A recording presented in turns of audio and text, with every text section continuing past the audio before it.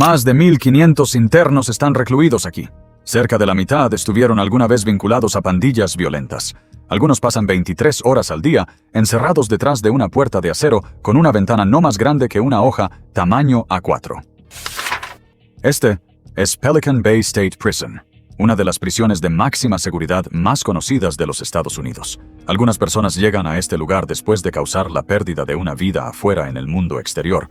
Otras presuntamente provocaron otro hecho fatal, incluso cuando ya estaban bajo custodia. En este video, recorreremos a los 6 internos vinculados a Pelican Bay, que fueron conocidos por episodios de violencia extrema. Número 6. Ricardo Medina Jr. A eso de las 10 de la noche del 31 de enero de 2015, los agentes del condado respondieron a una llamada de emergencia desde una casa aislada en la zona de Green Valley, cerca de Palmdale, California. La persona que llamó informó que alguien dentro estaba gravemente herido. Cuando los oficiales entraron, encontraron solo a 2 personas. Joshua Sutter estaba en el piso y Ricardo Medina Jr., un actor que alguna vez interpretó al Red Ranger en Power Rangers Wild Force, estaba de pie muy cerca. En las manos de Medina había una espada grande de metal con un estilo similar al de Conan el Bárbaro y con una hoja recta y pesada como la que aparece en películas de fantasía. No era un accesorio ni una decoración de plástico. Era un arma real capaz de causar una lesión fatal a corta distancia. Joshua Sutter no era un desconocido. Era el hermano de Rachel Kennedy, la dueña de la propiedad que había permitido que Medina se quedara en el rancho de rescate animal que ella administraba. Al principio, llevar a Medina allí se vio como una oportunidad para que él dejara atrás su vida anterior y comenzara de nuevo en un entorno tranquilo. Con el tiempo, su presencia se volvió una fuente creciente de tensión. Kennedy dijo a los investigadores que Medina se volvió cada vez más difícil de manejar. Se mostraba irritable, rechazaba las reglas de la casa y discutía con frecuencia por el espacio compartido. No eran desacuerdos pequeños, se fueron acumulando y se convirtieron en un conflicto constante dentro del hogar.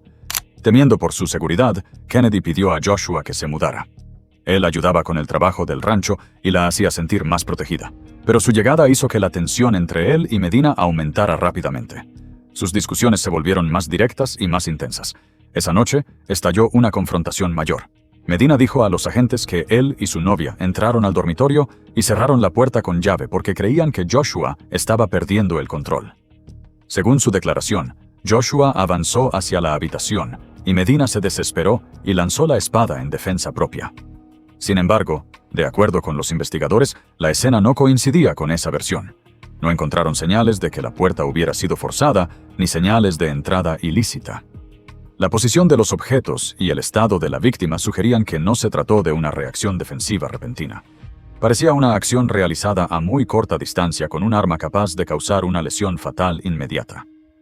Joshua Sutter fue llevado a recibir atención médica, pero perdió la vida debido a la gravedad de la herida. En una sola noche, un hombre murió y otro, que hasta entonces era solo un invitado en la propiedad, se convirtió en el principal sospechoso en un caso de homicidio. Al día siguiente, Ricardo Medina Jr. fue puesto bajo custodia. Debido a elementos legales faltantes en esa etapa inicial, fue liberado mientras seguía la investigación. Casi un año después, en enero de 2016, los oficiales lo arrestaron nuevamente, y esta vez fue acusado de homicidio. Ante la posibilidad de una sentencia prolongada, Medina aceptó un acuerdo de culpabilidad por homicidio voluntario, que consiste en causar la muerte de otra persona sin prueba de premeditación. En marzo de 2017, el juez lo condenó a 6 años en prisión estatal, que era el máximo permitido para ese cargo en California. La sentencia generó debate de inmediato. La familia de Joshua Sutter dijo que el castigo era demasiado leve para la pérdida que sufrieron. Muchas personas se sorprendieron al ver que el nombre de Ricardo Medina Jr., antes asociado con un héroe de televisión para niños, aparecía ahora en un caso penal de California. Tras la sentencia, Medina ingresó al sistema penitenciario. Según los registros de custodia, su nombre apareció entre los internos trasladados a Pelican Bay State Prison, una prisión de máxima seguridad construida para personas consideradas difíciles de controlar y con alto riesgo de violencia. No había luces de escenario, ni cámaras, ni audiencia. Desde ese momento, la vida de Medina quedó detrás de muros de concreto y altas cercas de acero.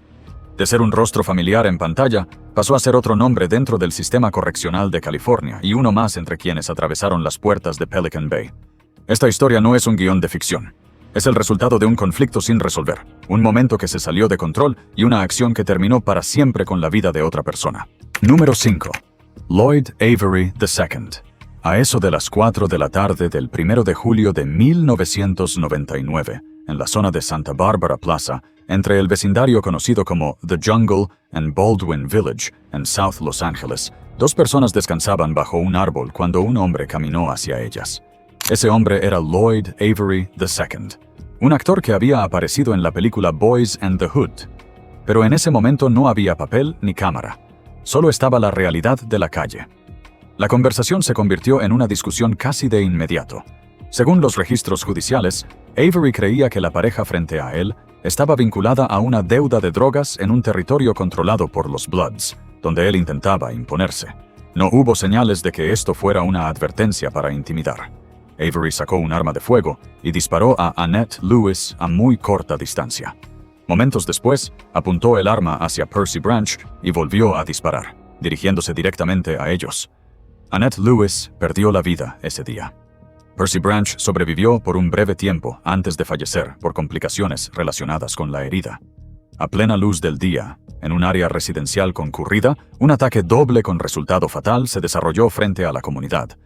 El hecho impactó aún más a los residentes porque la persona que disparó era la misma que había actuado en la escena donde Ricky recibe un disparo en Boys and the Hood. En la película era solo una actuación. En la vida real, Avery había disparado a personas reales en una calle real. No hubo escenas cortadas y no existía la posibilidad de repetir la toma. Después del incidente, Avery no desapareció de inmediato. Continuó apareciendo en algunos lugares de Los Ángeles por un corto periodo e incluso tomó algunos papeles pequeños. Pero el nombre de Lloyd Avery II ya no estaba ligado a la actuación. Estaba ligado a la violencia con armas de fuego y a las 2 muertes en The Jungle. El 8 de diciembre de 1999, los oficiales de Los Ángeles arrestaron a Avery cerca de la casa de su abuela en la zona de Beverly Hills, después de una breve persecución. Casi un año después, fue llevado a juicio por cargos de homicidio en primer grado. El jurado determinó que Avery causó la muerte de Annette Lewis y fue responsable del desenlace fatal relacionado con Percy Branch. La sentencia para Avery fue cadena perpetua sin posibilidad de libertad condicional. De un rostro que alguna vez apareció en la gran pantalla, pasó a convertirse oficialmente en un agresor violento dentro del sistema penitenciario de California. Avery fue trasladado a Pelican Bay State Prison, la prisión de máxima seguridad en Crescent City, que alberga a internos considerados de alto riesgo de violencia y difíciles de manejar. Es un lugar donde incluso un pequeño error de supervisión puede tener consecuencias mortales. Dentro de la prisión, Lloyd Avery II cambió por completo su imagen. Llevaba una Biblia, hablaba con frecuencia sobre religión y algunos internos lo llamaban Baby Jesus. Avery creía que tenía una misión espiritual detrás de los muros de concreto y las rejas de acero. En 2005, la administración penitenciaria alojó a Avery junto a Kevin Roby, un interno con un historial severo de violencia y un sistema de creencias extremo que chocaba totalmente con el de Avery. 2 hombres con visiones opuestas quedaron encerrados en un espacio pequeño dentro de una de las prisiones más duras de los Estados Unidos. No había cámaras para registrar lo que sucedió dentro de esa celda. Cuando el personal revisó el cuarto, encontraron a Lloyd Avery II sin vida. Los hallazgos forenses indicaron que falleció tras un ataque violento que causó asfixia y un trauma considerable. La muerte de Avery generó fuertes críticas hacia la gestión en Pelican Bay. Muchas personas cuestionaron por qué 2 internos con tan alto potencial de conflicto fueron colocados juntos y por qué pasaron horas antes de descubrir una muerte dentro de una unidad de máxima seguridad. Lloyd Avery II, el hombre que en pantalla disparó a Ricky y que después disparó a personas reales en la calle, terminó su vida dentro de Pelican Bay. No hubo arco de redención ni regreso. Solo quedó un expediente de fallecimiento en el sistema penitenciario de California y un nombre ligado a la violencia tanto en el cine como en el mundo real. Número 4. Temeshula Green. A las 4:28 de la mañana del 14 de mayo de 2014, el Centro de Emergencias 911 en Sacramento recibió una llamada desde una casa en South Sacramento, cerca de Florin Road y la calle 24. La persona que llamó estaba en pánico y dijo que alguien había recibido un disparo dentro de la vivienda. Cuando los oficiales y los paramédicos llegaron, confirmaron que Tamisha Ridge, de 31 años, había sido encontrada sin vida en la recámara del primer piso. Dentro de esa misma casa, sus 3 hijos pequeños seguían dormidos en el piso de arriba. Un familiar estaba acostado en la sala. Su novio actual, Lee Williams, seguía en la recámara al lado del lugar donde Tamisha acababa de ser herida mortalmente. No había señales de entrada forzada, no había objetos alterados, no había indicios de un robo. La única persona atacada fue Tamisha. Horas antes del hecho fatal, Dameshlo Green, el exnovio de Tamisha, había volado desde Texas hacia Sacramento. En los días previos al ataque, había llamado y enviado mensajes repetidamente, ejerciendo una fuerte presión emocional sobre ella. Le rogaba que volvieran y la amenazaba con consecuencias si se negaba. Esa noche Tamisha dejó de responder. Según los registros judiciales, temprano en la mañana del 14 de mayo, Green fue a la casa de Tamisha. La puerta no estaba cerrada. Llevaba una escopeta recortada, un tipo de arma considerada extremadamente peligrosa en un espacio reducido y a corta distancia. No recorrió la casa ni buscó algo. Caminó directo hacia la recámara. En la habitación oscura, Tamisha seguía acostada en la cama. Lee Williams despertó cuando se dio cuenta de que alguien estaba allí. Se produjo un forcejeo breve que duró solo unos segundos. Momentos después, Green disparó el arma a muy corta distancia al lado de la cama. Tamisha Ridge perdió la vida de inmediato. No tuvo oportunidad de resistir, ni de escapar, ni de defenderse. Ese único disparo terminó con la vida de una madre de 3 hijos, una mujer que criaba sola a su familia y una creadora de YouTube con cientos de miles de seguidores que había construido su marca de moda desde joven. Después del ataque, Green salió de la casa. Pero en lugar de huir más lejos, unas 5 horas después se presentó en la cárcel del condado por una violación de libertad condicional. Los oficiales lo detuvieron allí y pronto lo identificaron como el principal sospechoso.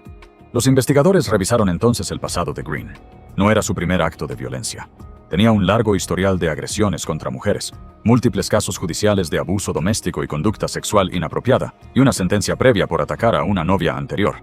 Tamisha no fue la primera persona a la que dañó, pero sí fue la que pagó con su vida. El primer juicio en 2016 terminó sin veredicto, porque el jurado no pudo ponerse de acuerdo sobre quién jaló el gatillo en el momento final. Green insistió en que fue un accidente. La fiscalía presentó una secuencia clara de hechos. Él voló desde Texas, llevó un arma, fue a la casa de la víctima en plena madrugada y entró directamente a su recámara. En el segundo juicio en 2018, el jurado concluyó que Dameshlo Green era culpable de homicidio en primer grado con un aumento de pena por arma de fuego. El juez lo sentenció a 75 años a cadena perpetua, un castigo que en la práctica significaba que pasaría el resto de su vida en prisión. Green ingresó al sistema penitenciario de alta seguridad de California y finalmente fue enviado a Pelican Bay State Prison, una instalación construida para internos considerados extremadamente peligrosos. Este no es un lugar para indulgencias. Con su historial repetido de violencia y su condena abrumadora, el único camino que le queda es vivir sus años restantes tras las rejas. No hubo disculpa ni segunda oportunidad. Solo quedó un registro final que indicaba que Dameshlo Green causó la muerte de Tamisha Ridge en su propia casa mientras sus hijos dormían arriba. Hoy está recluido en una de las prisiones más duras de los Estados Unidos, y por eso su nombre aparece en la lista de los internos más violentos vinculados a Pelican Bay. Número 3. Cary Stayner. En la noche del 15 de febrero de 1999, en Cedar Lodge, un pequeño motel en la entrada del Parque Nacional Yosemite, en California, 3 mujeres que estaban de vacaciones perdieron la posibilidad de ver la mañana siguiente. Eran Carol Sund, de 42 años, su hija Julie Sund, de 15 años, y su amiga Silvina Peloso, de 16 años. Después de regresar a su habitación tras cenar, las 3 fueron atacadas y fallecieron esa misma noche. La persona responsable fue Cary Stayner, un empleado de mantenimiento en Cedar Lodge. No era un desconocido que forzó su entrada. Tenía llaves y tenía acceso. Sabía quién se hospedaba en cada habitación y quién viajaba solo. Observó, eligió y se acercó a las víctimas bajo el pretexto de una revisión de mantenimiento. Desde ese momento tuvo control total. Según su confesión posterior, antes de acabar con sus vidas, después terminó de manera metódica con la vida de las 3 mujeres. No hubo testigos externos. No hubo ruidos que alertaran a otros huéspedes. Solo 3 vidas perdidas dentro de un cuarto de motel en un lugar que muchos consideraban completamente seguro. Pasaron semanas mientras los equipos de búsqueda recorrían Yosemite y las zonas aledañas sin encontrar una pista clara. Eso cambió el 18 de marzo de 1999, cuando un carro rentado fue hallado incendiado en un área remota fuera del parque. Dentro del vehículo, las autoridades encontraron los restos de Carole Sund y Silvina Pelosso. El paradero de Julie Sund aún era desconocido. Días después, el FBI recibió una carta con un mapa dibujado a mano que señalaba un punto cerca del lago Don Pedro. En ese mapa, el remitente escribió un mensaje perturbador. "We had fun with this one." Las huellas en el sobre fueron identificadas como de Cary Stayner. No solo había quitado vidas, también intentó burlarse de los investigadores al guiarlos hacia la tercera víctima. Mientras el país seguía conmocionado por el caso de Yosemite, ocurrió otra muerte el 21 de julio de 1999. Joy Ruth Armstrong, de 26 años, investigadora ambiental que vivía sola en una pequeña cabaña en el bosque, fue encontrada sin vida cerca de su hogar. Las lesiones que presentaba mostraban que se trató de un ataque deliberado y extremadamente violento. Un vehículo estacionado cerca fue identificado como propiedad de Cary Stayner. En ese punto las piezas de la investigación encajaron. El empleado callado que todos veían cerca del área turística cada día, alguien en quien nadie había sospechado, era el responsable de 4 muertes en pocos meses. El 24 de julio de 1999, el FBI arrestó a Cary Stayner en un resort en California. Durante el interrogatorio admitió haber causado la muerte de Joy Armstrong y confesó también las 3 muertes anteriores en Cedar Lodge. Dijo a los investigadores que pensamientos sobre secuestrar y atacar mujeres lo habían acompañado desde la infancia y que lo siguieron durante muchos años antes de actuar. En la Corte Federal, Stayner se declaró culpable por la muerte de Joy Armstrong y recibió una sentencia de cadena perpetua sin posibilidad de libertad condicional. Las 3 víctimas de Yosemite fueron tratadas en la Corte Estatal de California. Aunque su defensa mencionó antecedentes de salud mental, el jurado concluyó que comprendía plenamente sus actos y era legalmente responsable. En 2002, Cary Stayner recibió la pena capital por 3 cargos de homicidio en primer grado con múltiples circunstancias especiales. Fue trasladado al corredor de la muerte en San Quentin State Prison, una unidad que alberga a algunos de los internos más peligrosos de California. Las personas que lo trataron dentro de la prisión lo describieron como callado, retraído y emocionalmente distante. No mostraba señales claras de remordimiento ni indicios de arrepentimiento sincero. Solo un hombre siguiendo la rutina de la vida carcelaria, como si las 4 víctimas nunca hubieran existido. California mantiene actualmente una moratoria sobre las ejecuciones. Eso significa que Cary Stayner probablemente nunca enfrente una cámara de ejecución y en su lugar envejezca tras las rejas. Pero la pena capital permanece como una declaración sobre la gravedad de sus actos y la brutalidad de lo que llevó a cabo. Fuera de los muros de la prisión, Yosemite sigue recibiendo a millones de visitantes cada año. El paisaje continúa siendo imponente y tranquilo, pero el nombre Cary Stayner se convirtió en una parte imborrable de la historia del parque, no como una figura ligada a la naturaleza, sino como una sombra que alguna vez se movió dentro de ella y dejó 4 muertes y un expediente que nunca desaparecerá. Número 2. Kevin Roby. El 31 de enero de 1987. En una casa en South Los Ángeles, Kevin Roby llamó a la policía con una voz que sonaba desesperada. Afirmó que su hermana, Velma Lynn Hill, acababa de ser llevada por 3 hombres vestidos como ninjas japoneses. Roby describió la escena con detalle, hablando como un testigo indefenso que vio a los intrusos escapar y presentándose como el único sobreviviente. Pero cuando los oficiales le pidieron a Roby que los guiara por la escena, la historia de los ninjas se desmoronó de inmediato. Dentro de la casa, encontraron el cuerpo de Velma Lynn en un contenedor de basura cubierto con comida para perros. No había un grupo de hombres enmascarados. No hubo secuestro.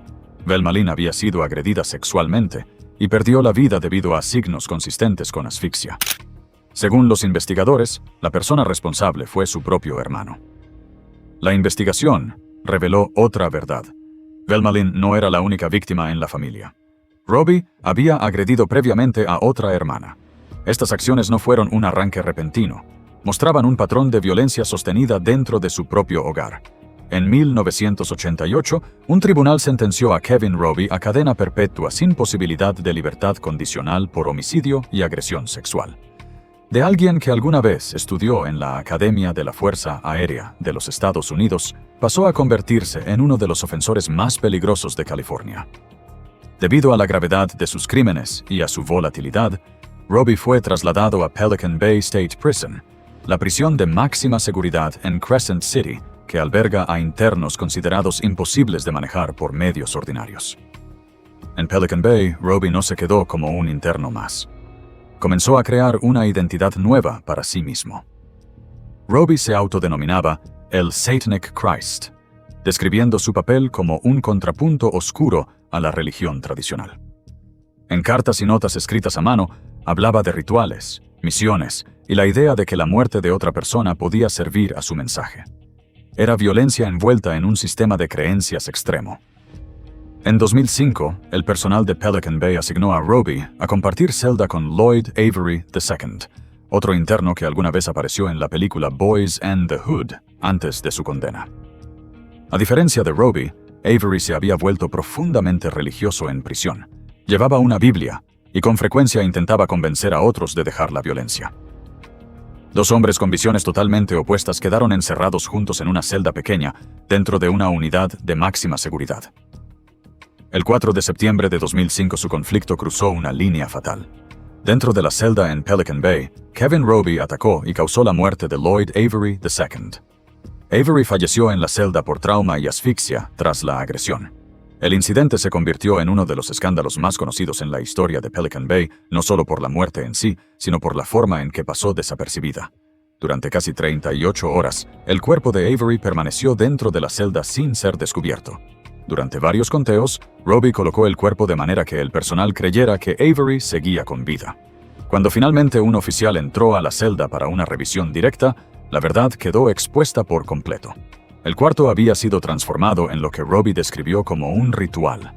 Había dibujado símbolos religiosos distorsionados en las paredes y en el piso, convirtiendo la muerte de Avery en parte de la ideología que practicaba. La familia de Lloyd Avery presionó para que Roby enfrentara un nuevo juicio por la muerte dentro de la prisión. Pero como Roby ya tenía una sentencia de cadena perpetua sin posibilidad de libertad condicional, la fiscalía decidió no presentar cargos adicionales, señalando que no había una pena mayor disponible. La violencia de Roby no terminó en Pelican Bay. Casi 40 años después de causar la muerte de su hermana, en 2024, en la California Institution for Men en Chino, Roby atacó a un oficial correccional con un arma improvisada y causó lesiones al miembro del personal. Incluso a una edad mayor, después de pasar gran parte de su vida encarcelado, Roby siguió representando un riesgo serio para quienes estaban cerca de él. En el historial de Kevin Roby hay al menos 3 categorías de víctimas: miembros de su familia, un compañero de celda en Pelican Bay y personal correccional. Su violencia no ocurrió en un solo momento, se extendió por décadas. Y dentro de Pelican Bay State Prison, una instalación construida para contener a las personas más peligrosas, Roby no solo continuó con esa violencia, sino que añadió otra muerte dentro de muros diseñados para impedirla. No hubo redención ni regreso. Solo un nombre registrado en el sistema correccional de California y una larga cadena de acciones que convirtieron a Kevin Roby en uno de los internos más violentos, peligrosos y difíciles de manejar que alguna vez estuvieron en Pelican Bay. Número 1. Roy Norris. En la noche del 24 de junio de 1979, a lo largo de una carretera costera en el sur de California, una joven estaba parada al borde del camino con un cartel para pedir aventón. Una van GMC blanca sin ventanas laterales disminuyó la velocidad hasta detenerse. Dentro iban 2 hombres, Roy Norris y Lawrence B. Taker. Desde el momento en que la puerta corrediza se cerró, ya no era un simple viaje. Era el inicio de una de las series delictivas más violentas en la historia de California. Esa van no era un vehículo normal. Había sido convertida en un espacio móvil de cautiverio donde todo el control pertenecía a los 2 hombres en los asientos frontales. No había testigos, no había rutas de escape, y no había forma de que alguien afuera escuchara lo que ocurría adentro. Lo que sucedió durante el verano y el otoño de ese año no fue un acto repentino ni producto de un impulso. Había sido preparado mucho antes de que la van apareciera en la carretera. Norris y Whittaker se conocieron dentro de una prisión estatal de California. En el patio, tras el alambre de púas y bajo la vigilancia de los oficiales, no hablaron de empezar de nuevo. Hablaron de secuestrar jóvenes. Hablaron de no dejar testigos. Hablaron del poder que, según ellos, provenía del miedo de otra persona. Y cuando salieron en libertad, recordaron cada parte de esas conversaciones. De junio a octubre de 1979, Norris y Whittaker recorrieron autopistas costeras, playas y las montañas de San Gabriel. Se enfocaron en jóvenes entre 13 y 18 años que estaban solas y que creían que se encontraban con dos hombres comunes y corrientes. 5 víctimas perdieron la vida. 2 cuerpos nunca fueron recuperados. La última víctima, tomada en la noche de Halloween de 1979, apareció a la mañana siguiente en un jardín frontal de un suburbio tranquilo. No en un bosque remoto, no en el desierto, sino en un lugar donde la gente pasea a sus perros cada mañana. Durante la investigación, los detectives hallaron una grabación de audio que captó lo que había ocurrido dentro de la van.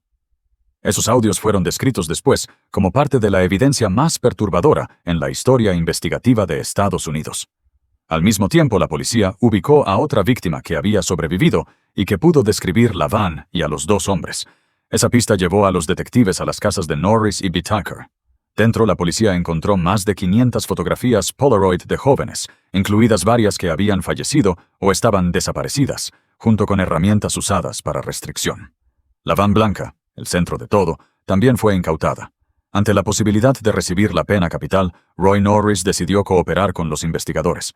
Admitió su participación en los crímenes para evitar la ejecución y testificó contra Lawrence Whittaker. En 1980, Norris recibió una sentencia de cadena perpetua con posibilidad de libertad condicional después de varias décadas, una posibilidad que nunca se concretó. Durante muchos años, Roy Norris permaneció en el sistema penitenciario de California. A finales de los años 90, fue trasladado a Pelican Bay State Prison, la prisión de máxima seguridad construida para internos considerados extremadamente peligrosos y difíciles de controlar. Su presencia allí reflejó el nivel de riesgo asociado con su expediente, aunque Pelican Bay no fue su ubicación permanente. Norris fue trasladado después a la Richard J. Donovan Correctional Facility en San Diego. Informes de ese periodo señalaron que no mostraba señales de remordimiento genuino.